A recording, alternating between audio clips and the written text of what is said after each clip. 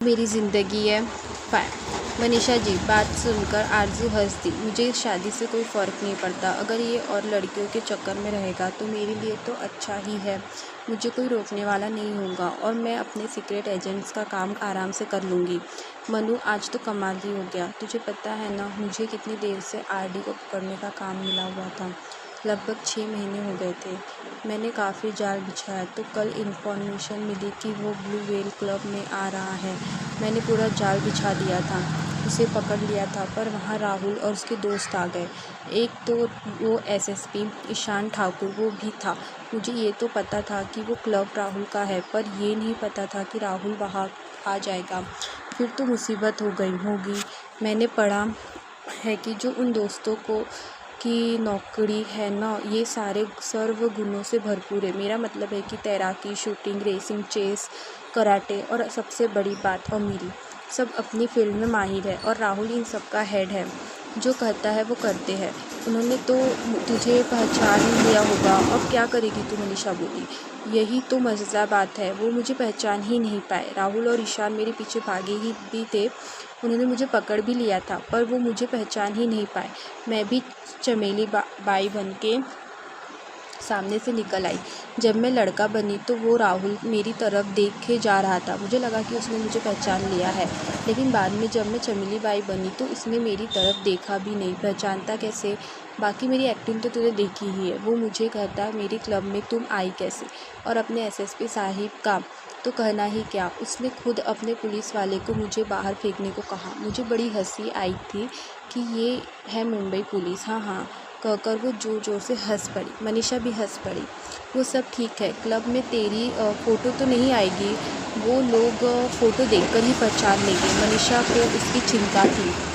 अरे अपना हैरी जिंदाबाद, उसने मेरी पहुंचने से पहले ही कैमरे डेट कर दिए। फंसने का तो चांस ही नहीं है।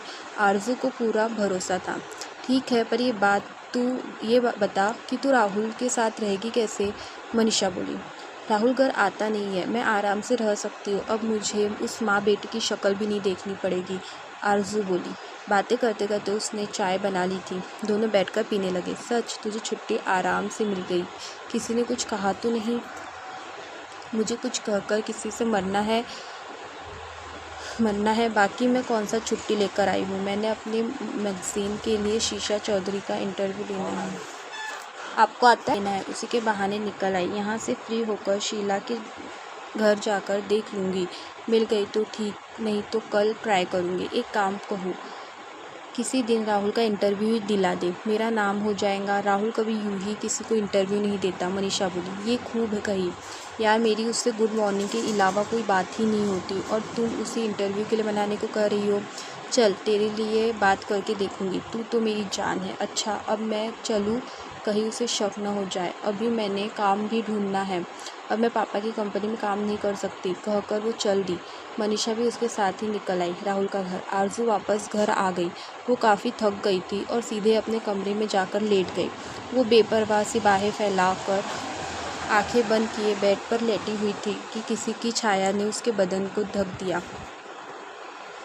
झट से आंखें खोली। सामने राहुल उस पर झुका हुआ उसे देख रहा था। वो हड़बड़ाकर उठी तो दोनों के सर टकरा गए। दोनों ने एक साथ चीख मारी और सर पकड़कर बैठ गए। तुम्हारा दिमाग खराब हो गया है क्या? राहुल ने पूछा। अच्छा जी, उल्टा चोर कोतवाल को डांटे।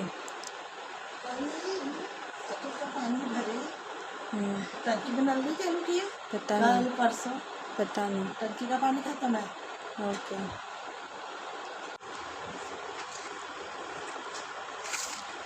फिर वो वापस आई और एक बार फिर राहुल के सर से अपना सर टकराकर बोली, ऐसा करने से तुम्हारे सर पर सींग नहीं उगेंगे।